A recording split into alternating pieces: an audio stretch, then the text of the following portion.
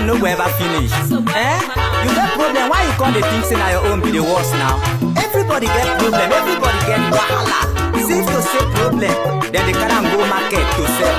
Your own no go sell because you go see problem where people get wahala. You go cover your own. Now listen to this woman's story.